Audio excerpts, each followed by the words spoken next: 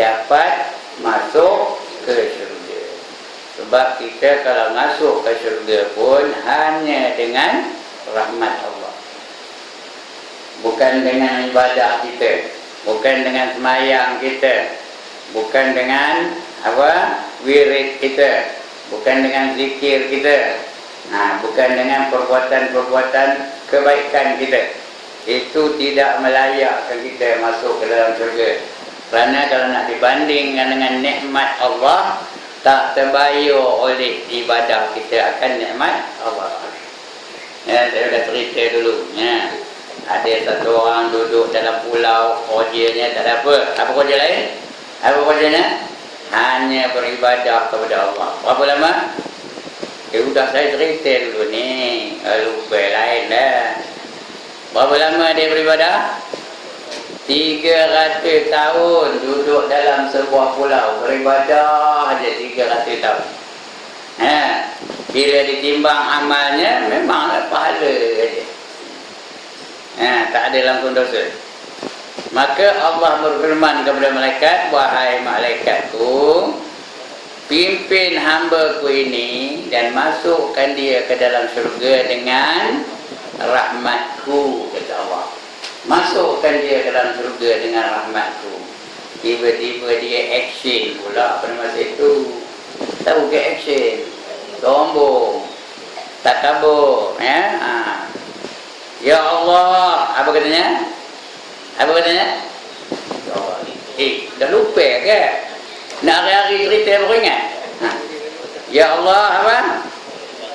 Tak kusio masuk syurga dengan rahmat-Mu. Tahu tak kusio? Induk poda, tahu induk poda? Tak tahu juga.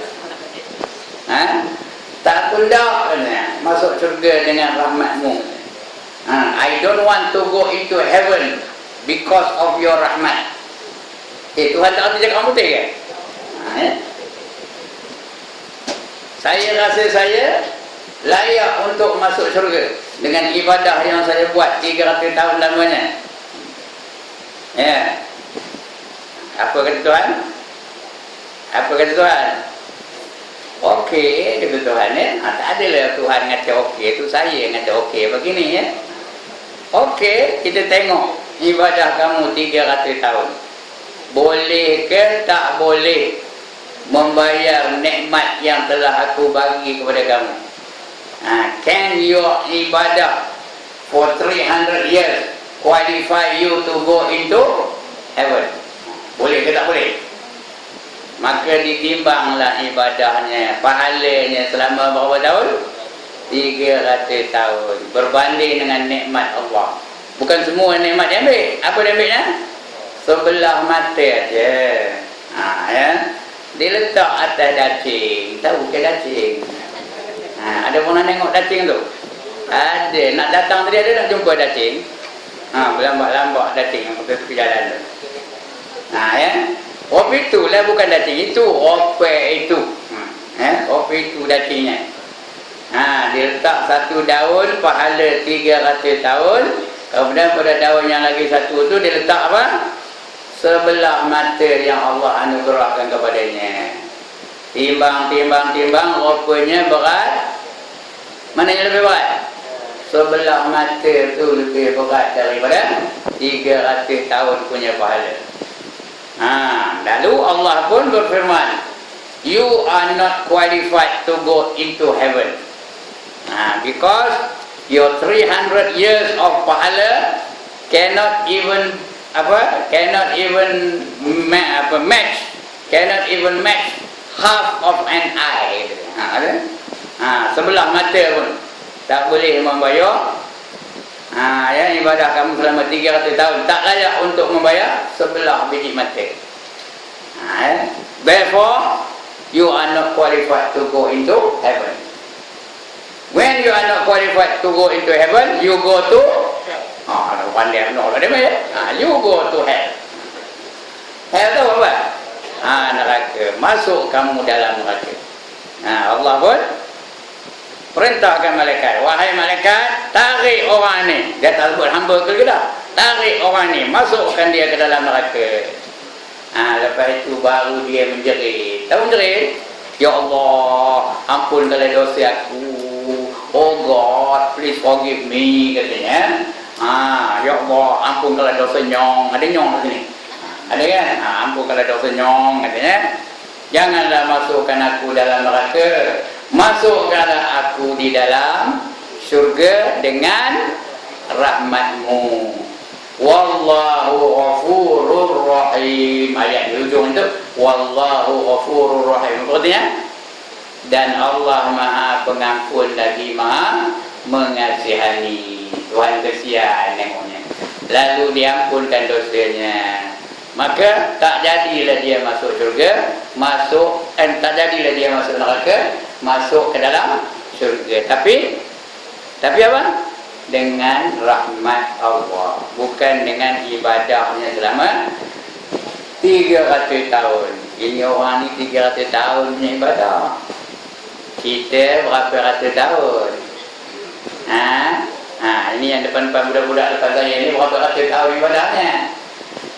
Habis 3-4 tahun agaknya. Umur 18 baru 3 tahun dikira ibadah. Kerana dia umur 15 ke bawah dia tak dikira lagi dah. Dia masih belum lagi akil balik. Itu dia.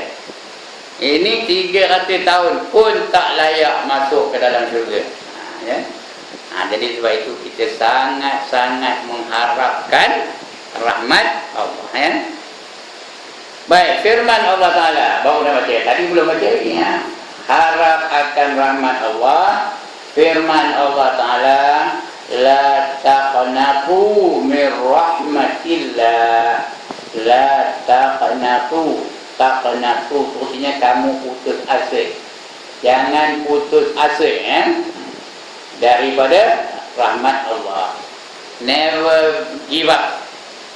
Don't get frustrated untuk mendapatkan rahmat Allah. Tak kira umur berapa pun. Dan taklah umur 72, umur 80, umur 90, masih lagi ada harapan untuk mendapat rahmat Allah. Itu Allah kata ni la taqnatu min rahmatillah. Jangan kamu putus asa daripada mendapat rahmat Allah. Apa tanda orang putus asa? Ada tak orang putus asa? Dia tak mahu mengerjakan kebaikan. Udah tua masih buat maksiat lagi.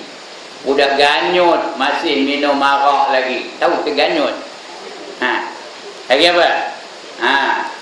Udah bongkok masih lagi main judi lagi.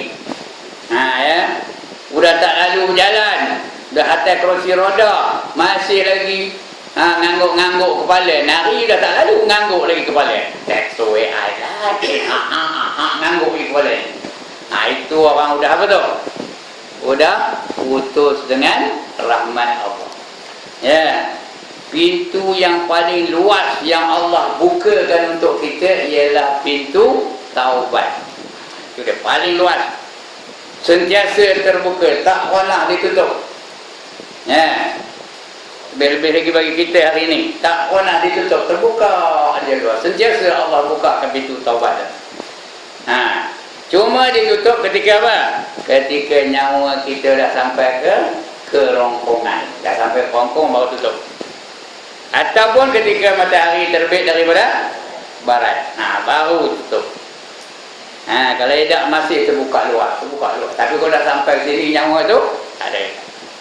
Itu sebab Firaun tu dia taubat ke dah? Taubat. Tapi bila dia taubat? Bila dekat nak lemah tu, nyawa dah sampai ke kerongkongan baru dia berkata. Bukan kata pun dalam hati je tu, tapi dia rakam dalam Quran.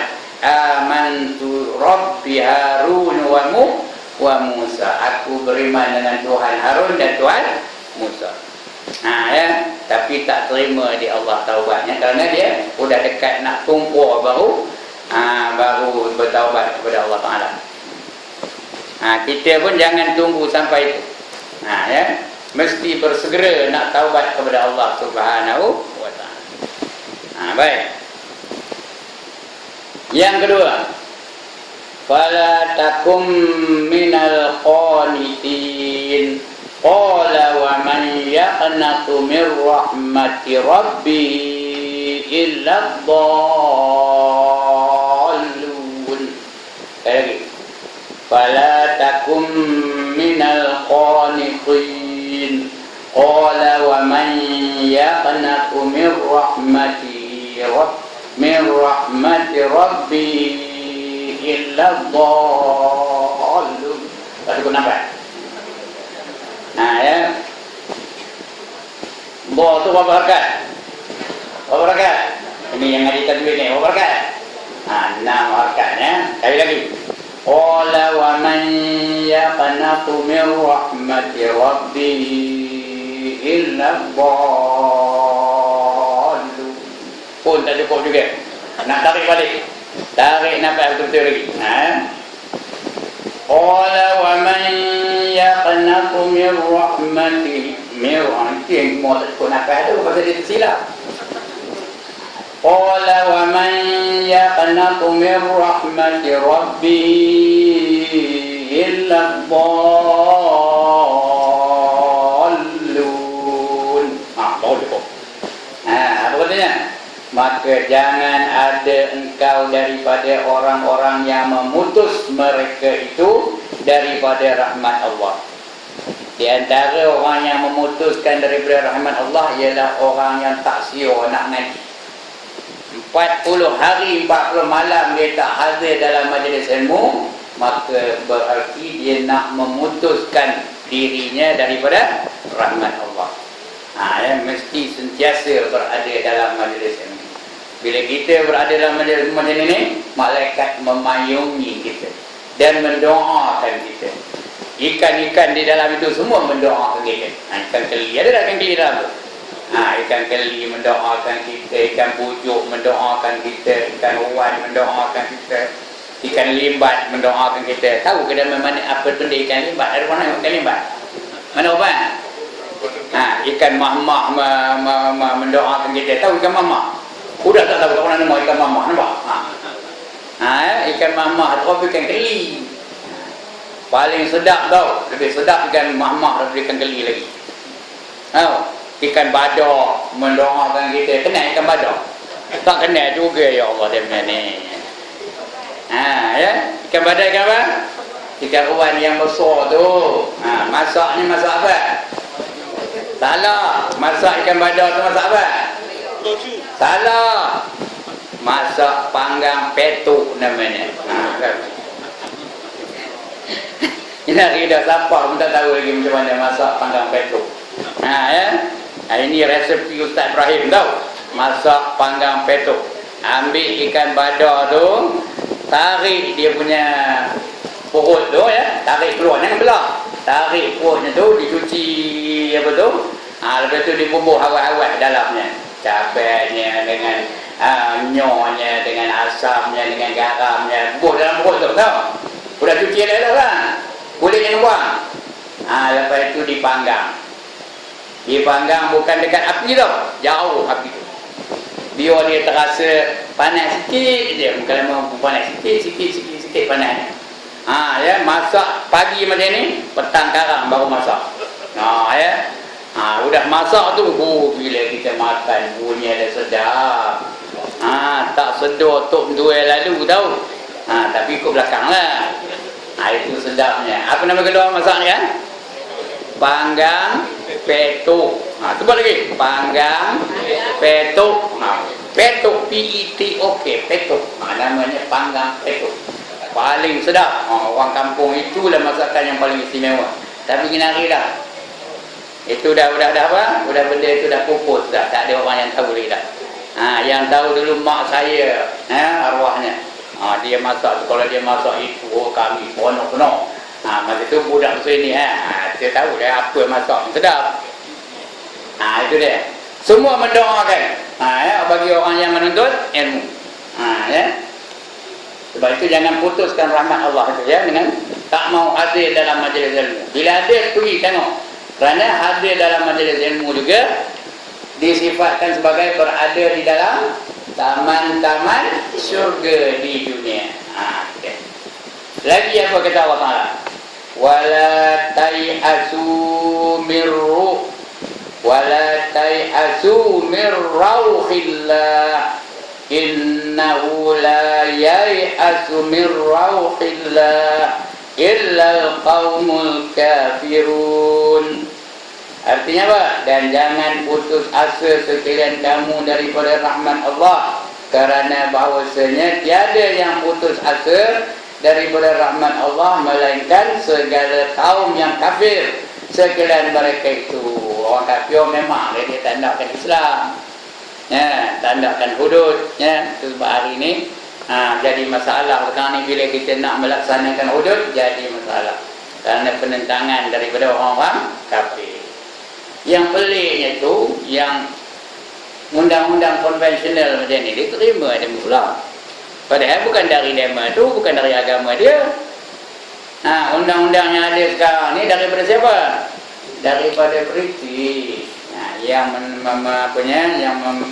menjalankannya ialah Lord Reid namanya, ya, perlembagaan yang melakar perlembagaan kita Malaysia ni, nama orangnya Lord Reid. Jadi undang-undang Lord Reid itulah yang kita pakai hari ini. Terima pula demo. Mungkin kenapa? Kerana dia lahir daripada otak-otak manusia, maka manusia menerima lah. Sedangkan undang-undang Allah itu daripada siapa? Daripada Allah. Tak terima pula demo. Padahal kita dah buktikan, tengok statistik. Negara-negara yang melaksanakan undang-undang Islam, negara-negara yang melaksanakan hudud, tengok statistik crime yang dilakukan oleh mereka. Mana ada? Setahun berapa kali ada orang mencuri di Arab Saudi? Ada berapa kali orang berlaku perompakan di Arab Saudi, di Mekah dan Madinah? Berapa? Setahun sekali pun bayar. Tapi depoh berapa kali? Di Taman Meru berapa kali? Di Jelapang berapa kali? Pecah rumah berapa kali berlaku? Perogolan berapa kali berlaku di Ipoh dan dibandingkan dengan Arab Saudi di Mekah dan Madinah. Di Brunei itu belum dilaksanakan lagi hudud, sudah jatuh, ya, crime rate itu dah jatuh 50% jatuh ni. Kalau selalunya berlaku 100 pencurian, bila dah nak bau pengumuman aja sudah 50% jatuh. Tinggal 50 kes je. Sekarang ni dah dilaksanakan lagi langsung tak terdengar pun cerita-cerita jenayah yang dilakukan oleh orang-orang Brunei. Kerana mereka takut. Kenapa? Allah tutup hati-hati mereka untuk melakukan jenayah. Bila Allah tutupkan hati-hati, tak ada orang yang kena apa-apa pun. Tak ada siapa yang nak buat maksiat. Mereka pula orang Brunei, jangan pergi ke Brunei, jangan jangan pergi melancong ke Brunei. Rupa-rupanya Allah temukan berapa? 7 telaga minyak.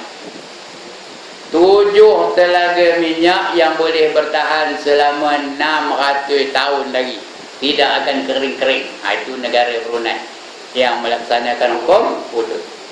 Malaysia bukan orang kafir yang menentang hudud, orang Islam yang menentang undang-undang Islam. Itu yang berlakunya. Jadi orang kafir tu yang menentang tu tak apalah, dia kafir harbi biasa lah menentang tu, ya. Yang payahnya Muslim harbi. Ada tak Muslim harbi dalam negara kita ni? Ada, ya. Itu dia. Okey. Dia ke situ aja lah. Itu mana ustaz ni? Orang tak ada nak cerita itu, dia cerita itu pula begini. Gemongan menyeleweng, ya. Dan firman-Nya lagi, Inna rahmatallahi qaribum minal muhsinin. Bahawa sesungguhnya rahmat Allah Ta'ala itu hampir ia daripada sekalian orang yang berbuat kebajikan. Orang yang berbuat kebajikan itu dia hampir dengan rahmat Allah. Kita ni tengah buat kebajikan ni. Tuan-tuan dan puan-puan tengah buat apa? Tengah menuntut ilmu, itu kebajikan itu. Saya tengah apa? Tengah ngajar kebajikan itu, ya. Tak lama lagi tabung pun jalan. Sudah jalan tabung tu apa? Kebajikan lagi. Ya. Lagi apa lepas tu? Tadi dia sebelum saya datang tadi, dia membaca Quran, kebajikan itu. Lepas tu mereka apa? Berqasidah ataupun membuat nasyid, kebajikan itu. Ya. Bila kita berada melakukan kebajikan, maka rahmat Allah hampir dengan kita. Hampir dekat aja, tak ada jauh. Kemudian yang keempat, itu yang ketiga tadi, sentiasa mengharap akan rahmat Allah Ta'ala. Ada ayat lain, cuma tak baca lah, tak ada sini pun, ya. Ada ayat lain. Innal ladzina amanu wal ladzina hajaru wajahadu fi sabilillah ulaika yarjuna rahmatallah wallahu ghafurur rahim, kata Allah. Innal ladzina amanu, apa katanya? Sesungguhnya orang-orang yang beriman, wal ladzina hajaru, apa katanya? Dan orang-orang yang berhijrah. Tahu hijrah? Apa kata hijrah? Pindah. Lepas ini kan siap gulung tikar, gulung bantal, pindah ke kampung. Tak payah, ya. Kerana hijrah jenis itu dah habis, dah tak ada lagi dah. La hijrata ba'dal fath. Tidak ada hijrah setelah pembukaan Mekah. Bila Rasulullah dah menang dapat membuka Mekah, tak ada hijrah lagi. Walakin jihadun, yang ada ialah jihad. Waniyatun, dan juga niat untuk berjihad. Hijrah tak ada dah. Jadi yang disuruh hijrah ni apa? Hijrah apa? Hijrah sikap, attitude. Change your attitude. Kalau dulu malas, bila dah hijrah jadi apa? Jadi rajin. Kalau dulu nak perampus, nak metor je, dah lepas hijrah ni apa buat? Sabar, jangan cepat marah. Kalau dulu kedekut, bakhil, tangkai jerin, tak hidung masin lagi. Lagi apa? Tak hidung masin lagi, genggam ayu tak tirih lagi. Apa lagi? Ya Allah, dah kabur banyak kali dah. Apa? Cikir, atau cikok lagi. Cikir. Lepas ini jadi orang yang pemurah. Itu hijrah dah tu, ya. Jadi innal ladzina amanu wal ladzina hajaru. Tak habis lagi, ada lagi. Wajahadu fi sabilillah. Maksudnya dan berjuang di jalan Allah. 3 ciri. Pertama beriman, kedua berhijrah, ketiga berjuang di jalan Allah. Ulaika yarjuna rahmatullah. Mereka itulah orang-orang yang mengharap akan rahmat Allah. Berharap benar akan rahmat Allah. Wallahu ghafurur rahim, dan Allah Maha Pengampun dan Maha Mengasihani. Ini 3 ciri orang yang dapat rahmat, bukan dapat pun, belum dapat lagi, mengharap untuk dapat rahmat Allah. Tapi bila ada harap tu, ada dapat lah tu, ya. Kerana kita ni mengikut Allah tu, mengikut sangkaan kita, ya. Kita ni inna ba'dhanna, apa nama kalau saya dah, mengikut perkiraan hamba-hambanya, apa yang disangkakan oleh hamba-hambanya, ya. Ana inda dhanna abdi, aku mengikut apa yang dizankan oleh hamba-hamba. Kalau kita rasa kita mati esok masuk syurga, masuk syurga lah tu. Kalau orang putus asa tadi, apa rasanya? Kalau aku mati esok, entah lah neraka mana, neraka mana. Esok mana? Neraka. Pasal dia langsung tak ada harapan nak dapat rahmat Allah Ta'ala. Orang puasa ni nak jadi merokok tengah jalan. Lantak lah, itu aku masuk neraka juga. Itu orang apa? Orang putus asa dengan rahmat Allah Ta'ala. Itu ya. Mana kedua dia? Yang keempat, ya. Yang keempat, takut akan Allah dan akan murkanya dan siksanya. Takutkan Allah, itu namanya khauf, ya. Khauf kepada Allah, ya. Takut akan Allah dan akan murkanya dan siksanya. Kita takutkan Allah tu bukan macam takutkan rimba. Kita takutkan murka Allah. Kalau Allah murka, malaikat pun murka, Rasulullah pun murka, orang-orang soleh pun murka, semua murka kepada kita. Dan bila Allah murka, tempatnya tak lain di mana? Di dalam neraka. Neraka ada berapa? Sudah jenuh dah ngajar ni. Neraka ada berapa? 7. 7 neraka. Neraka Jahannam, neraka Jahim, neraka Saqar, neraka Sa'ir, neraka Khutama, neraka Hawiyah, neraka Lazar. 7 neraka ya. Nak yang mana? Nak yang mana? Yang mana pun tak nak ya. Itu sebab jangan kita cari-cari kemurkaan Allah Ta'ala. Firman Allah lagi, ya ayyuhallazina amanu taqullaha haqqa tuqatih. Ini terima kalau baca al-Quran ya. Ya ayyuhallazina amanu taqullaha haqqa tuqatih. Tengah terima tu tak ada baca bunyi tu. Ya ayyuhallazina amanu haqqa tuqatih. Haqqa tuqatih itu je. Tak ada dua hal. Ya ayyuhallazina amanu taqullaha haqqa tuqatih. Sudah hilang satu hal. Patutnya apa? Ya ayyuhallazina amanu taqullaha haqqa tuqatih. Dua hal ya. Hai segala mereka yang beriman, sekalian mereka itu takut sekalian kamu akan Allah, akan yang sebenar-benar takut. Takut benar-benar. Takut ni dalam hati, bukan di lidah ya. Dalam hati takut. Terasa takut nak masuk neraka, terasa takut ibadah tak terima, terasa takut taubat tak terima dan sebagainya ya. Dalam hidup ni kita nak ada rasa takut. Takutkan Allah. Kemudian lagi apa kata Allah? Ya ayyuhan nasu taqu rabbakumul ladzi khalaqakum. Ya ayyuhan nasu taqu rabbakumul ladzi khalaqakum. Hai segala manusia, takut oleh kamu akan Tuhan. Ya, Tuhan kamu yang menjadi ia akan kamu daripada tiada kamu kepada ada kamu. Kita ni daripada tiada menjadi ada. Siapa yang mengadakannya? Allah. Kalau Tuhan tak nak ada kan? Tak ada lah. Jadi takutlah kepada Tuhan yang mengadakan kamu daripada tiada. Mujur Tuhan nak adakan kita. Kalau tak? Kalau tak? Tak ada lah. Mujur. Lagi apa kata Allah? Ya ayyuhallazina amanu taqullaha wa qulu qawlan sadida. Hai segala mereka yang beriman, sekalian mereka itu. Kalau beriman tu tak payahlah sekalian mereka itu tu.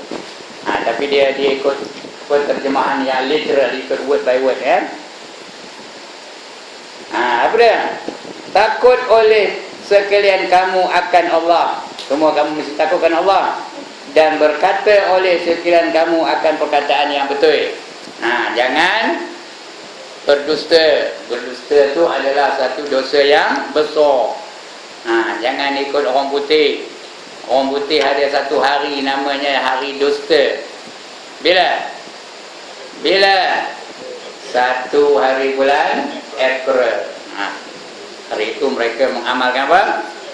April Fool. Bila orang tu percaya, April Fool katanya.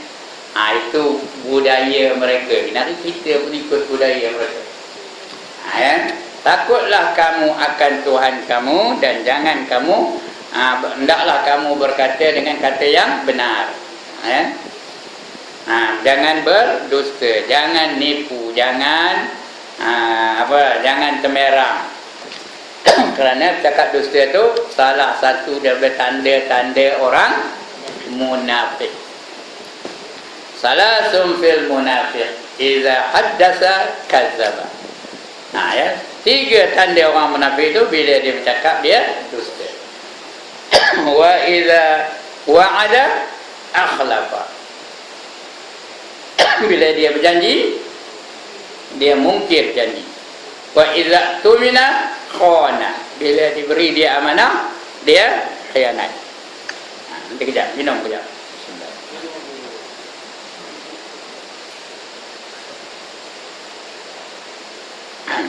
Alhamdulillah.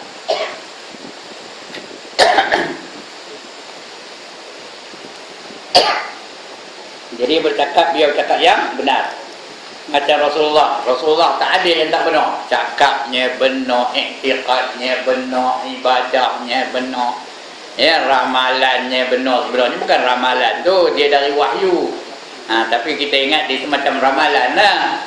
Itu sebab banyak hadis-hadis yang menceritakan tentang peristiwa akhir zaman. Tengok, baca kitab tu. 40 hadis peristiwa akhir zaman, 50 hadis menceritakan peristiwa akhir zaman. Banyak lagi lah, ya. 40 hadis tentang penawar hati, 40 hadis menunjukkan akhlak mulia. Tengok dalam tu. Mana ada satu yang tidak benar? Mana ada satu yang tidak berlaku? Mana ada satu yang meleset dari kebenaran? Semuanya kebenaran mereka. Itu Rasulullah, ya. Itu sebab dia tu sifat yang wajib ada bagi Rasul. Salah satunya apa dia? Siddiq, benar, ya. Benar pada perkataan, benar pada ibadah, benar pada i'tiqad, benar pada tasawuf, hatinya pun benar, segala-galanya benar.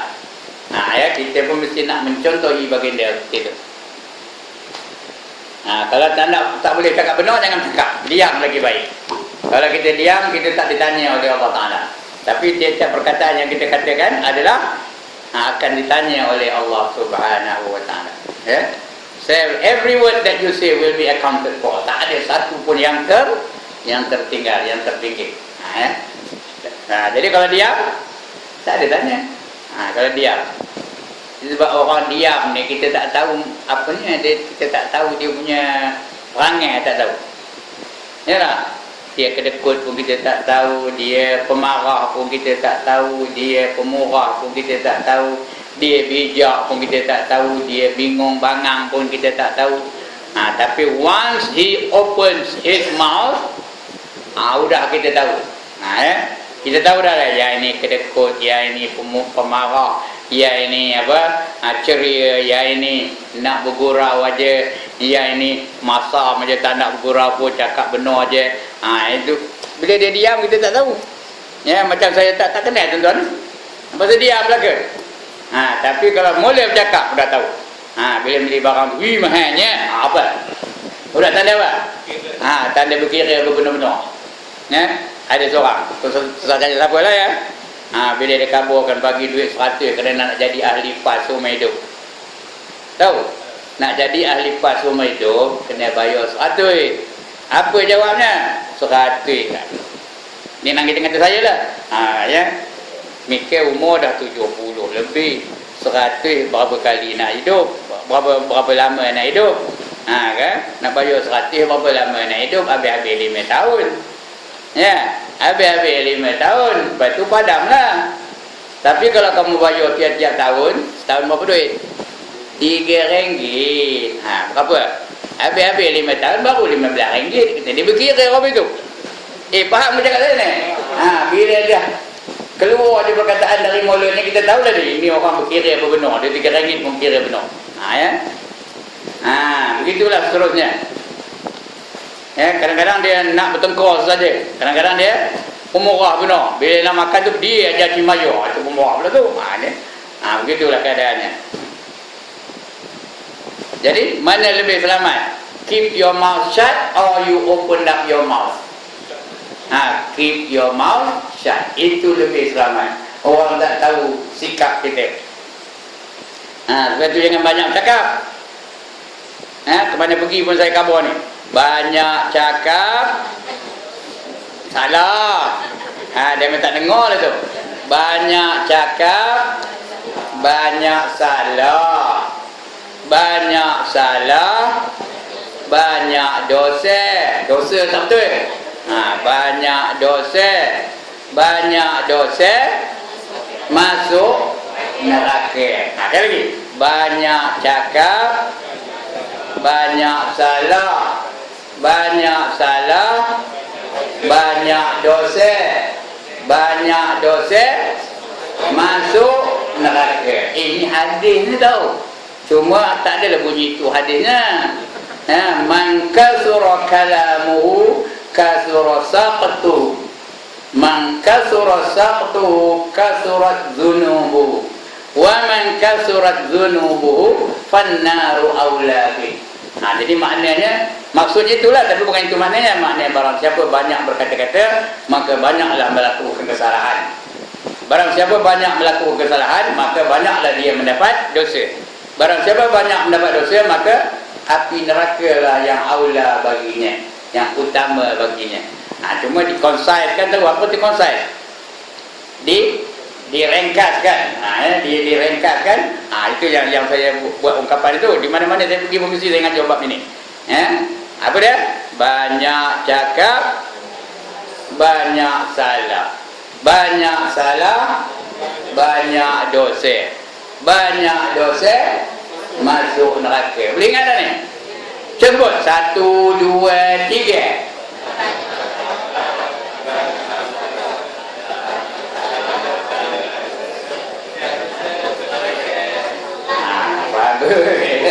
Saya harap ingat sampai minggu depan nak tanya. Tak tahu siap untuk tampil. Okey.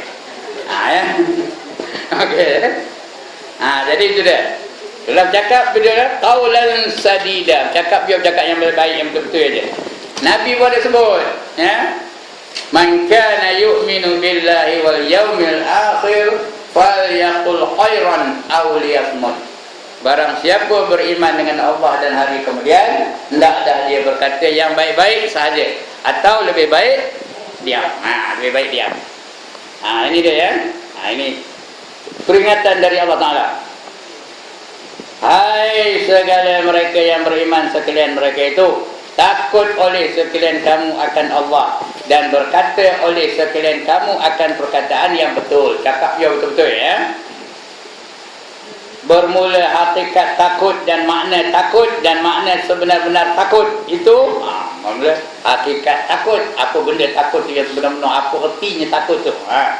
Dan makna takut tu apa maknanya?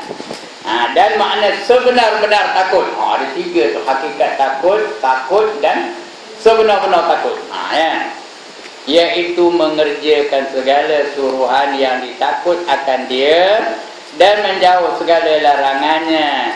Dan kalau tiada yang demikian itu, dinamakan akan dia berani.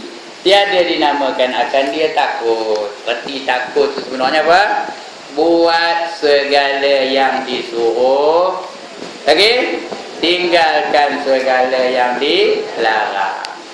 Orang tak sembahyang tu takut ke berani? Berani masuk mana? Berani masuk neraka. Orang yang nyemua kain, apa? Ketang dada, berani ke takut? Berani. Lantak situ masuk neraka katanya. Begitu juga orang yang tak nak bayar zakat, takut ke berani? Berani.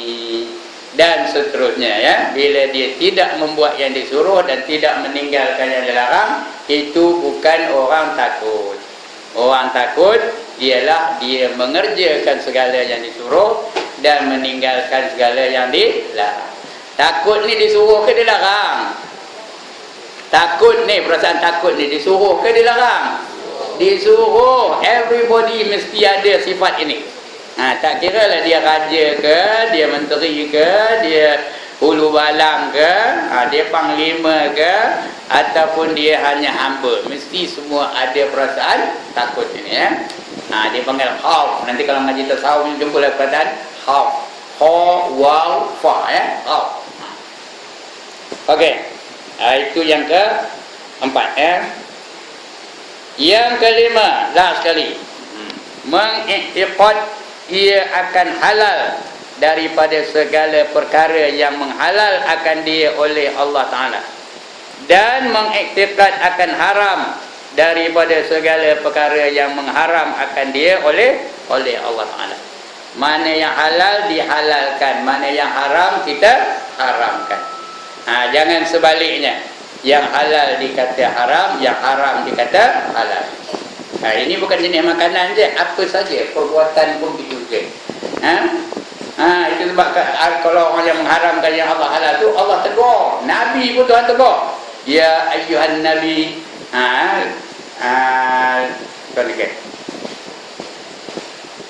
Ya ayyuhan nabi lima haramallahu. Dah lupa saya ayat. Wahai Nabi, mengapa kamu haramkan apa yang telah dihalalkan oleh Allah Ta'ala? Lima tuharrimu ma ahallallahu lak. Mengapa kamu mengharamkan sesuatu yang Allah telah halalkan bagi kamu? Lima tuharrimu ma ahallallahu lak. Pasal apa kamu mengharamkan apa yang telah Allah halalkan kepada kamu? Ini kisah apa? Nabi dengan Zainab. Zainab tu siapa? Isteri kepada Zaid bin Harithah. Kenal ke siapa Zaid bin Harithah? Dia penyanyi penyanyi rock siapa Zaid bin Harithah? Anak angkat Nabi, anak angkat Nabi. Mulanya diberi nama Zaid bin Muhammad. Lepas tu Allah larang tak boleh bagi bin bapa angkat tu, tukar balik kepada Zaid bin Harithah.